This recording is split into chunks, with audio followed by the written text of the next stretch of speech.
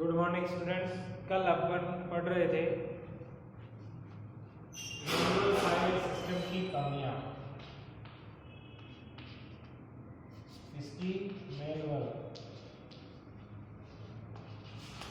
File system की कमियां, limitation of manual file system. सबसे पहले आपको कमी बताई थी, आपको data redundancy. Data redundancy, data पुनरावृत्ति, इसको रिपीटिशन भी आप बोलते हैं।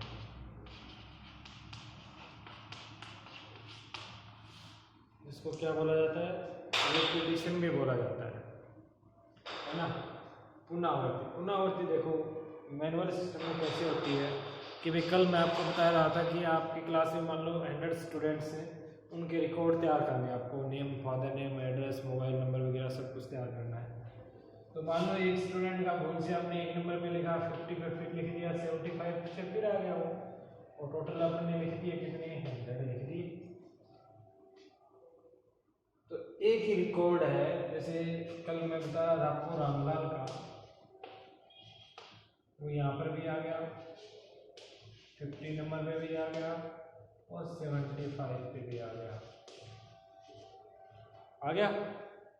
रामलाल का। 3 जगह रिपीट हो गया। इसको बोलते हैं डेटा की रिडंडेंसी होना, यानी डेटा की पुनरावृत्ति होना। एक ही डेटा है वो 3 बार आ गया, आपको काम आएगा कौन सा? एक बार वाला ही। 2 बार एक्स्ट्रा आ गया। अब ये 2 बार एक्स्ट्रा आने से हमारे को नुकसान क्या हो गया? क्या नुकसान होता है इससे? फर्स्ट नुकसान तो ये होगा टाइम का। इसका होगा टाइम, हमारा टाइम वेस्ट होगा। कि मान लो एक रिकॉर्ड लिखने में 5 मिनट लगती हैं, तो बस सेम रिकॉर्ड हमने 2-3 बार रिपीट किया तो काम आएगा एक बार वाला। 5 + 5 10 मिनट अपनी क्या होगी? वेस्ट हुई क्या नहीं हुई? होगी ना वेस्ट, कि भाई ये कोई काम नहीं आएंगे क्योंकि एक टाइम वाला काम आएगा हमारे को। तो ये 5 और 5 10 जो मिनट है हमारी वो वेस्ट हो गई। अगर ये वेस्ट नहीं होती, इनके स्थान पे दूसरा रिकॉर्ड हम लिख सकते थे जो काम आए हमारे। तो एक तो ये टाइम वेस्ट होता है डेटा की रिडंडेंसी, पुनरावृत्ति होने से, रिडंडेंसी होने से, रिपीट होने से। दूसरा है स्पेस। इसका नुकसान होगा हमें, स्पेस का नुकसान होगा कि भाई इनके स्थान पे जहाँ पे अपने इनको लिख दिया भूल से, इनके स्थान में नए रिकॉर्ड लिख सकते थे। ये स्पेस भी खराब हो गया, टाइम भी अपना खराब हो गया, और जहाँ पर ये रिकॉर्ड लिखे वो स्पेस भी खराब हो गया हमारा। तो ये 2 बड़े नुकसान होते हैं यूजर को, टाइम का और स्पेस का। ओके, अगली कमी थी इसकी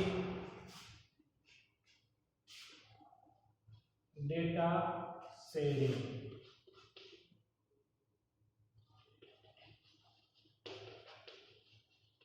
डेटा शेयर,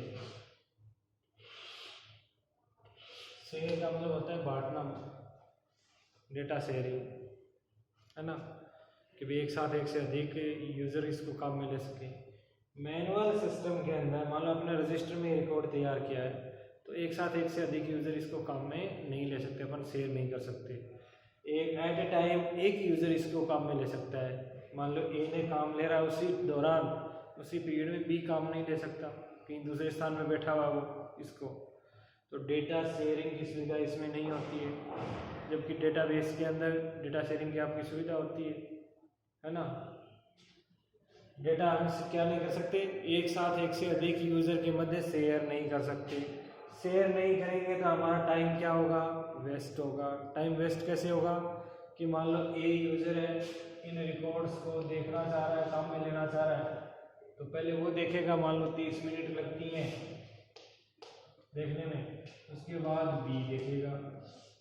और अगर ये डेटा शेयर होते तो उसी 30 मिनट में ए देख रहा है, उसी के पैरेलल कौन देख सकता था, इसको काम में ले सकता था, बी भी काम में ले सकता था। तो टोटल 30 मिनट में काम चल जाता शेयर होते तो। परंतु ये शेयर नहीं हो रहे तो क्या होगा, पहले 30 मिनट ये काम मिलेगा, फिर 30 मिनट के लिए ये काम मिलेगा, तो 1 घंटा हो गया, यानी 30 मिनट एक्स्ट्रा लगे हमारे, तो टाइम का क्या होगा, वेस्ट हुआ हमारा। तो हम क्या नहीं कर सकते, डेटा को शेयर नहीं कर सकते। नेक्स्ट है डेटा सिक्योरिटी।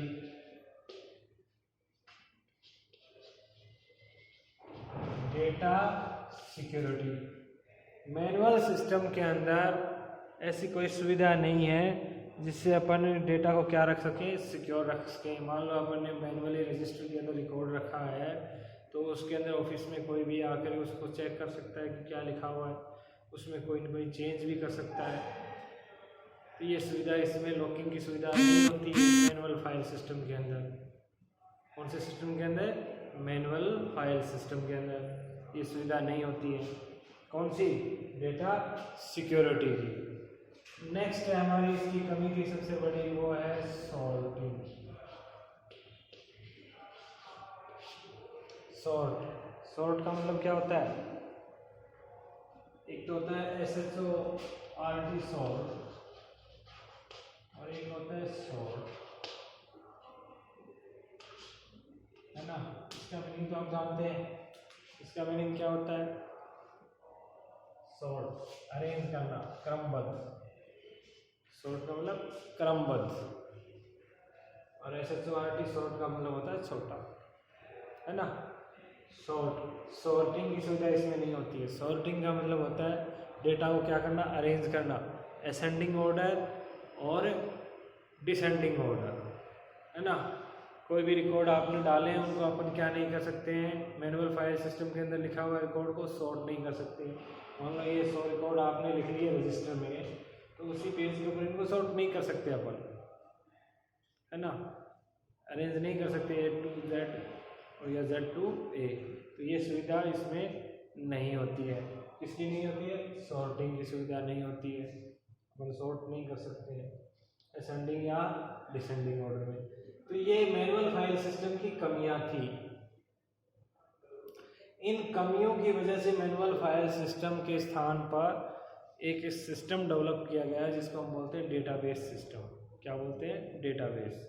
डेटाबेस को काम में लेने से हमें क्या क्या फ़ायदा हुआ, इन कमियों को दूर किया गया, रिडंडेंसी को कम किया गया, डेटा की शेयरिंग की सुविधा प्रदान की गई, डेटा को सिक्योरिटी प्रदान की गई, डेटा को सॉर्टिंग की सुविधा प्रदान की गई। तो ये डेटाबेस सिस्टम के अंदर डेवलप किया गया, और उसके अंदर इन मैनुअल फाइल सिस्टम में जो कमियां थी उनको क्या कर दिया गया, रिमूव कर दिया गया, दूर कर दिया गया। डेटाबेस सिस्टम, डेटाबेस क्या होता है, कल बताया था मैंने डेटाबेस क्या होता है। डेटाबेस इसके नाम से स्पष्ट है, डेटाबेस, बेस का मतलब आधार, इस पर आधार है, ये आधारित है डेटा के ऊपर। क्या होना चाहिए आपके पास, डेटा होना चाहिए, कोई भी डेटा। डेटा क्या होता है, एनी फैक्ट एंड फिगर, कोई भी तथ्य और आंकड़े, वो क्या कहलाते हैं, आपके डेटा कहलाते हैं। कोई भी तथ्य और आंकड़े, any fact and figures, that is known as data. क्योंकि डेटाबेस हमें अगर बनाना है, तैयार करना है, तो आपके पास क्या होना ज़रूरी है, डेटा होना ज़रूरी है ना। ये डेटा होना ज़रूरी है, तभी अपन डेटाबेस बनाएंगे, कुछ होगा तभी तो बनाएंगे ना। अगर एक से अधिक डेटा को हम कलेक्ट कर लेते हैं, इकट्ठा कर लेते हैं, तो वो कहलाएगा रिकॉर्ड। क्या कहलाएगा, रिकॉर्ड। जैसे रामलाल है ना, फिर श्यामलाल है, फिर कोई डेटा लिख दिया आपने, तो ये अलग अलग डेटा है, और इनको एक जगह इकट्ठा कर लिया कि रामलाल है, श्यामलाल इसका पिताजी है, 1983 कोई डेट लिखी हुई, इसको इकट्ठा करेगी, इसकी डेट ऑफ बर्थ है, इन तीनों को इकट्ठा कर लिया तो रामलाल का क्या बन गया, रिकॉर्ड बन गया। तो एक से अधिक डेटा का हम कलेक्ट करेंगे, वो क्या कहलाएगा, रिकॉर्ड्स। और इसी प्रकार के रिकॉर्ड्स को अगर हम इकट्ठा कर लेते हैं तो वो एक कहलाती है फाइल। क्या कहलाती है, फाइल। कि भाई एक से अधिक रिकॉर्ड इस प्रकार के हमने कर लिए एक जगह इकट्ठे, तो वो क्या कहलाएगी, फाइल। और एक से अधिक फाइल्स को कर लिया इकट्ठा, तो क्या बन जाता है, डेटाबेस। क्या बन जाता है आपका, डेटाबेस। अब डेटाबेस किस पे आधारित है, डेटा पे मेन एंटिटी ये मेन पॉइंट डेटा पे आधारित है। तो इसकी डेफिनेशन क्या देंगे अपन, संबंधित डेटा के समूह को, संबंधित का मतलब एक दूसरे से रिलेटेड होना चाहिए आपस में, उनके ग्रुप को, collection of related data that is known as database, संबंधित डेटा के डेटाबेस को, डेटा को हम क्या बोलेंगे, डेटाबेस बोलेंगे। आपस में जो रिलेटेड है, आपस में जो संबंधित डेटा है, उनका जो ग्रुप समूह आपने बना दिया वो क्या कहलाएगा, डेटाबेस। ठीक है, तो ये इसकी होगी डेफिनेशन, इसकी डेटाबेस की। अब इस डेटाबेस बनाने के फ़ायदे क्या हैं, एडवांटेज क्या है, तो एडवांटेज वही हैं जो इनकी कमियां थी मैनुअल फाइल सिस्टम की। मैनुअल फाइल सिस्टम की जो कमियां थी वो हमने डेटाबेस में रिमूव कर दिया, तो वो इसके क्या हो गए, एडवांटेज हो गए, है ना, क्या हो गए, एडवांटेज हो गए। वो ये कमियां क्या थी, डेटा की redundancy, data sharing, data security, data sorting, पुनः रिडंडेंसी तो उसको रिड्यूस कर दिया गया इसमें, जिससे हमें दो फायदे हो गए, टाइम और स्पेस बच गया, एडवांटेज हो गया नहीं इसका। डेटा शेयरिंग कि भाई डेटाबेस के अंदर डेटा शेयरिंग की सुविधा हो गई, एक से अधिक यूज़र एक साथ इसको यूज़ में ले सकते हैं, जिससे यूज़र के टाइम की बचत होती है। डेटा सिक्योरिटी, डेटाबेस के अंदर डेटा को लॉकिंग स्कीम प्रोवाइड होती है, वो लॉक कर सकता है अपने डेटाबेस को, कोई अन्य यूज़र, अनऑथराइज यूज़र आके उसको यूज़ में नहीं ले सके। डेटा सॉर्टिंग, आपने डेटाबेस के अंदर जो डेटा डाले हैं उसको आपको मर्जी है असेंडिंग डिसेंडिंग ऑर्डर कैसे भी कर सकते हैं अपन, अरेंज उसको सॉर्ट कर सकते हैं। तो ये इसकी क्या हो गए, एडवांटेज हो गए, जो मैनुअल फाइल सिस्टम की कमियां थी। ठीक है, तो आपको मैनुअल फाइल सिस्टम की कमियां बता दी, डेटाबेस की डेफिनेशन बता दी, डेटाबेस के एडवांटेज बता दिए। ये कल दोबारा से रिपीट कर देंगे अपन।